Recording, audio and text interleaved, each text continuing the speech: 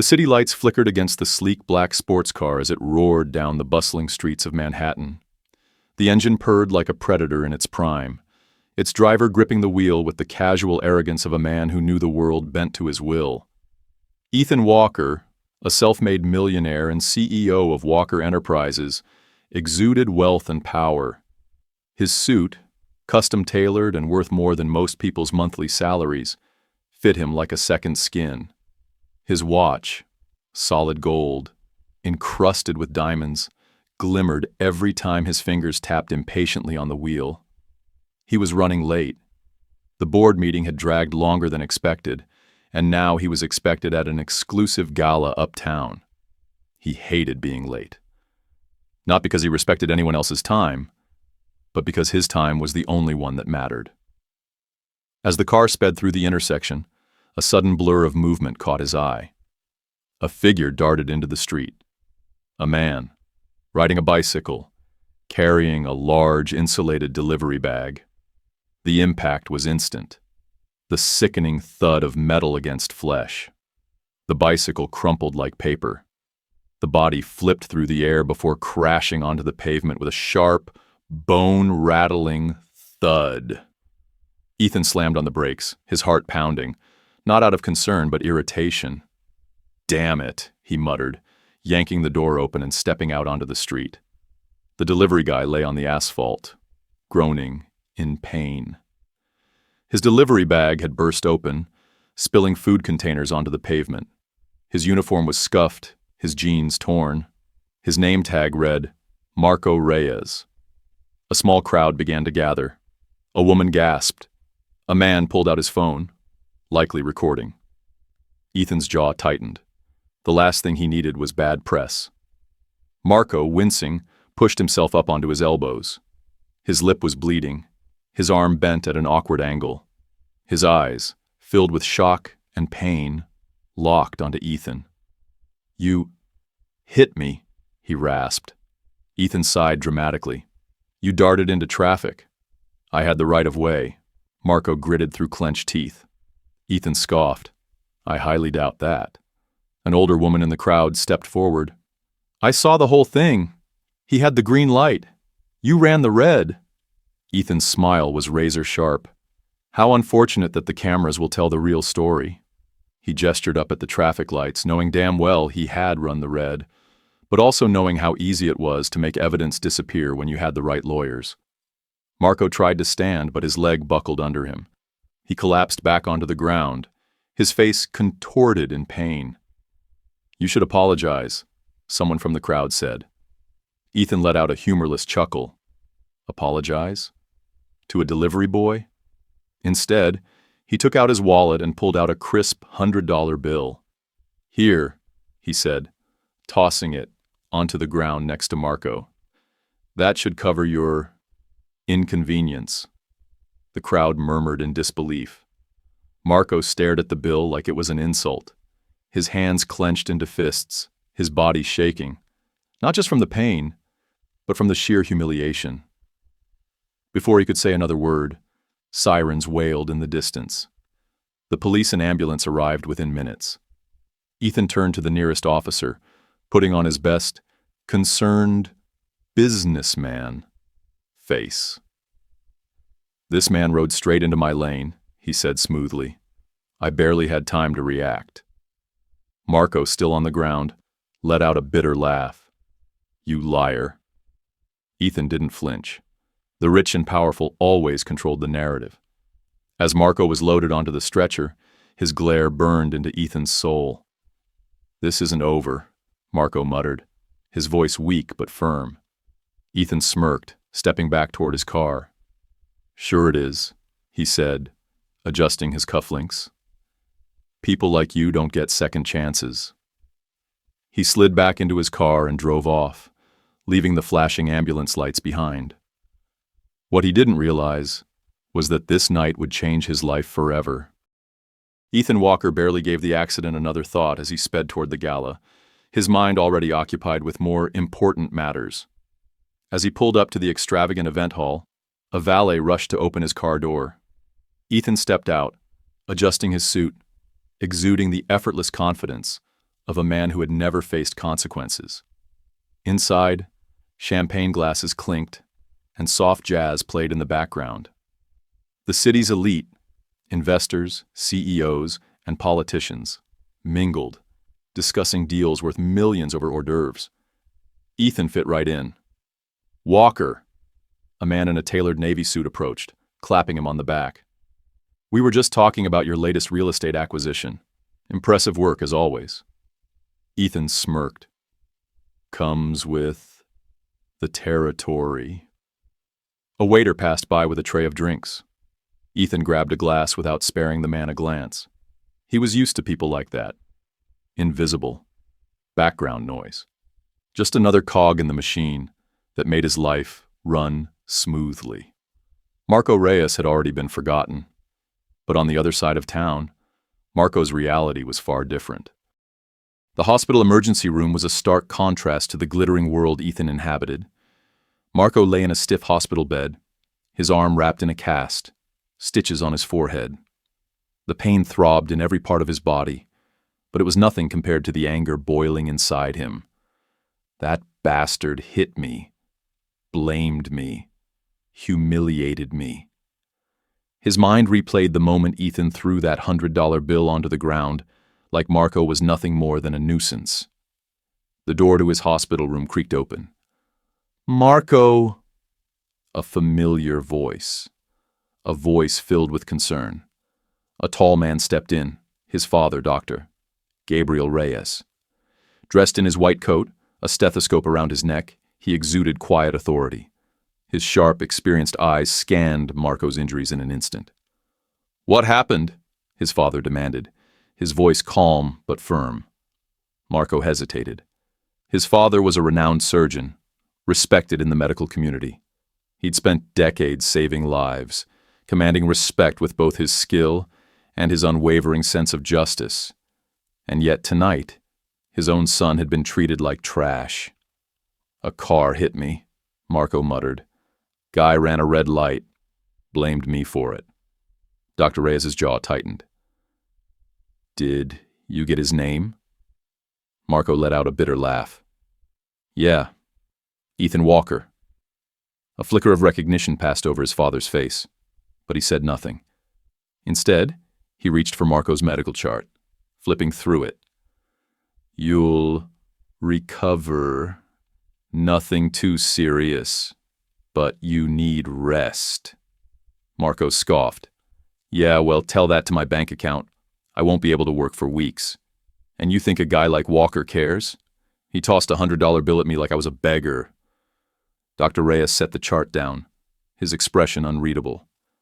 "Sometimes," he said quietly, "people like that need to be reminded that wealth doesn't make them untouchable." Marco sighed, leaning his head back. "Yeah, well, good luck teaching that guy a lesson." His father didn't reply, but in his eyes, a plan was already forming. And soon, Ethan Walker would learn a lesson he'd never forget. Ethan Walker had one rule: never look back. The morning after the accident, he woke up in his penthouse suite with a mild headache from one too many glasses of champagne. The Manhattan skyline stretched before him, a city that he owned in every way that mattered. As he sipped his imported espresso, he glanced at his phone. A notification caught his eye. Walker Enterprises stock down 2.3% following public backlash from alleged hit-and-run incident. Ethan's eyebrows knitted together. He tapped the article. Millionaire Ethan Walker involved in hit-and-run. Delivery worker left injured. While Walker attends gala. His grip tightened on the phone. Hit-and-run. That was absurd. He had stopped. He had even offered money. The media, as always, loved a good villain story. He scrolled down to the comments. "This is disgusting. Imagine nearly killing a guy and just throwing money at him. Walker's company should be boycotted. Hope the delivery guy sues him into oblivion." Ethan exhaled sharply. People were so dramatic. A call from his PR manager interrupted his thoughts. "Tell me you're handling this," Ethan said, irritation creeping into his voice. "We're doing damage control, but Ethan, this isn't going away. The voice on the other end sounded tense. The guy you hit? He's pressing charges. Ethan nearly laughed. Pressing charges? For what? His ego? His PR manager sighed. That's not all. There's a lawsuit for medical expenses and lost wages. Oh, and the hospital treating him? St. Augustine's? The chief of surgery, Gabriel Reyes, is his father. Ethan froze. The name Reyes was familiar. St. Augustine's wasn't just a hospital. It was the hospital. The place where billionaires, celebrities, and the city's elite went when they needed the best care possible. And Dr. Gabriel Reyes wasn't just any doctor. He was one of the most respected surgeons in the country. Suddenly, things weren't looking so simple anymore. Should I settle? Ethan asked, his tone less cocky than usual. His PR manager hesitated. If I were you, I'd be very careful about how you handle this. Reyes has influence, and if this escalates, your reputation could take a serious hit. Ethan ran a hand down his face. For the first time in a long time, he wasn't in control, and it was a feeling he hated. Meanwhile, at St. Augustine's Hospital, Dr. Gabriel Reyes had just finished an intense 8-hour surgery when a nurse rushed toward him. Dr. Reyes, there's an emergency. A VIP patient just came in. Car accident. Internal injuries. Reyes removed his gloves, his sharp mind already shifting into action. Who's the patient? The nurse hesitated, glancing at the chart. Ethan Walker. Reyes stilled. For a brief moment, the world around him blurred. Marco's voice echoed in his head. The guy who hit me? Ethan Walker. Fate had an ironic sense of humor. Dr. Reyes took a slow breath, then turned to the nurse. His voice was calm, professional, unreadable. Prep the OR, he said. I'll be leading the surgery. Ethan Walker's world had always been one of control. Control over his business, his wealth, and most importantly, his fate. But now, as he lay on a hospital gurney, the bright fluorescent lights above him blurring in and out of focus, he realized he had none. Pain shot through his ribs with every breath. His vision was hazy, his limbs heavy. Muffled voices surrounded him. Nurses, doctors, the rhythmic beeping of medical monitors. He had no idea how he ended up here. The last thing he remembered was getting into his car, frustrated over the lawsuit, gripping the steering wheel too tight as he sped down the wet streets of Manhattan. Then, headlights, a sharp turn, a crash. Now, he was the one on the stretcher. We're losing pressure! He's got internal bleeding! Get him to surgery now! Through the fog of pain, Ethan caught glimpses of faces moving around him. He tried to speak, but his throat was dry, his voice non-existent. Then, a figure stepped into view, tall, strong posture, a commanding presence. His voice was calm, unwavering. We need to operate immediately. Even through his dazed state, Ethan recognized him. Dr. Gabriel Reyes. For a second, Ethan thought his mind was playing tricks on him. Number not him. Not Marco's father. Ethan's eyes widened slightly. His chest tightened. Not just from the pain, but from a feeling he wasn't used to. Fear. Dr. Reyes gazed down at him, his expression unreadable. Mr. Walker, he said, his voice steady. Do you know where you are? Ethan tried to answer, but no words came out. You've been in a car accident, Reyes continued. You have multiple internal injuries, including a ruptured spleen. If we don't operate now, you won't make it. Ethan's breath hitched. Life-threatening injuries. He had never been in this position before. He had always been the one calling the shots. But now, the man he had humiliated just a day ago held his life in his hands. A small, flickering moment of panic rose in Ethan's chest. He could barely move, barely speak. Would this man let him die? Would he have his revenge? Ethan tried to form words. He had never begged for anything in his life, but the look in Reyes's eyes made something inside him crack. His voice was hoarse. You... Dr. Reyes studied him for a moment, assessing. Then, he leaned in slightly, lowering his voice just enough so only Ethan could hear. You thought you could treat people however you wanted, that your money made you untouchable, Reyes said quietly. Tell me, Mr. Walker, do you still believe that now? Ethan's heart pounded. For the first time, he had no answer. Dr. Reyes straightened. Prep the OR, he told the team. Then with one final glance at Ethan, he added, Let's see if you're worth saving.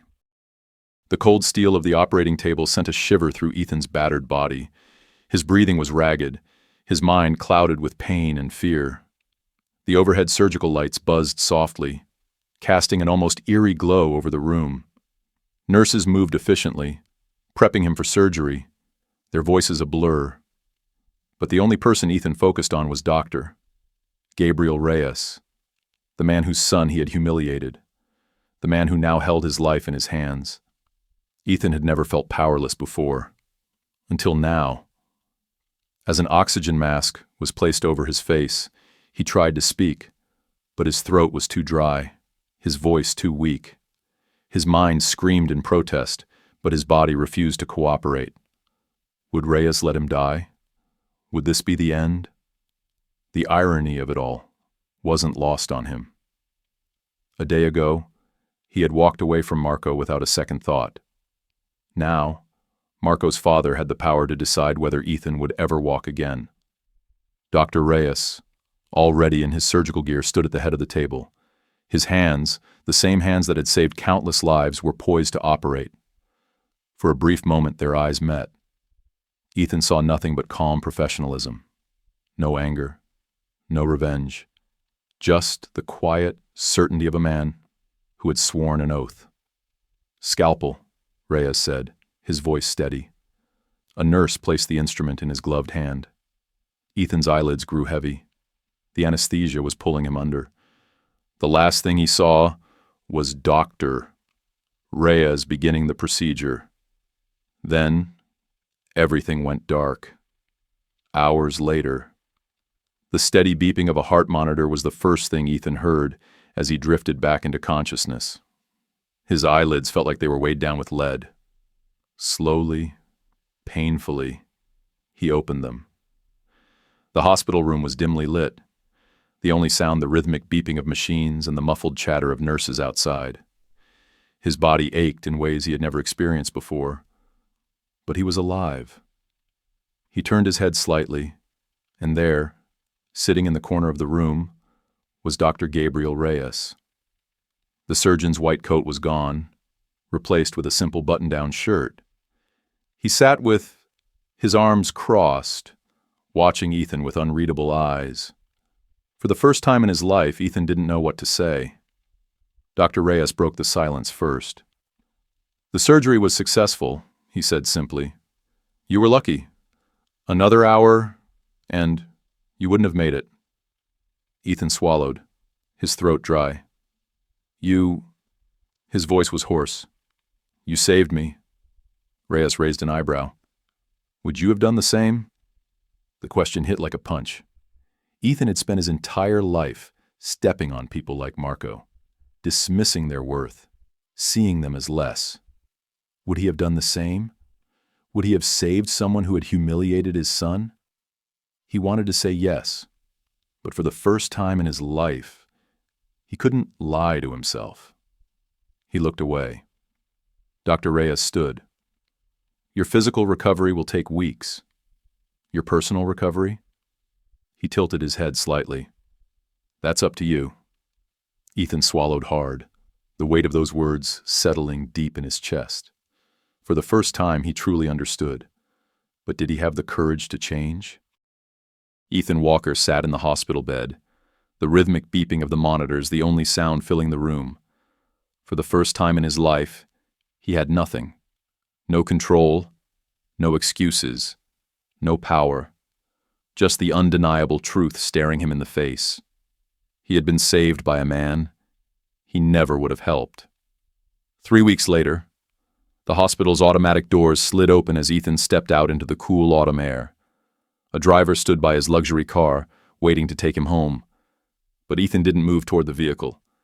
Instead, he turned and walked, slowly, still weak from surgery, toward a modest diner across the street from the hospital. Inside, the smell of fresh coffee and bacon filled the air. The place was simple, unremarkable. And at a corner table, sipping from a steaming mug, was Marco Reyes. Marco looked up as Ethan approached, his expression unreadable. Ethan hesitated. For the first time in his life, he felt something unfamiliar. Humility. "Can I sit?" he asked. Marco studied him for a moment, then nodded. Ethan lowered himself into the chair with a wince.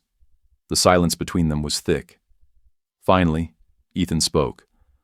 "I was an ass," he admitted. "That night. The way I treated you, it was wrong." Marco leaned back, crossing his arms. "Took you long enough to figure that out." Ethan exhaled. "Your father saved my life. He could have done nothing, but he didn't. And I don't know why." Marco's gaze was steady. "Because that's who he is. A good man. Not everything is about power, Ethan.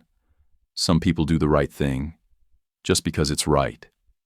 Ethan looked down at his hands, shame creeping into his chest. "I want to make it right," he said. "Not just to fix my reputation. Not because I have to, but because I need to." Marco raised an eyebrow. "And how do you plan to do that?" Ethan reached into his pocket, pulling out an envelope. He slid it across the table. Marco frowned, opening it. Inside wasn't cash. It was a fully paid scholarship to one of the country's top business schools, in Marco's name. "I don't expect you to forgive me," Ethan said, "but I can at least try to give you the chances I took for granted." For the first time, Marco looked truly stunned. "This isn't some PR stunt?" he asked. Ethan shook his head. No cameras, no press. Just a guy trying to fix what he broke." Marco studied him carefully. Then, after a long pause, he folded the envelope and tucked it into his jacket. "You're lucky my dad believes in second chances," he said finally. Ethan nodded. "I know." For the first time in his life, he truly did. As Ethan stood and walked out of the diner, a strange feeling settled over him. He wasn't sure what it was, but for the first time in a long time, it felt like peace.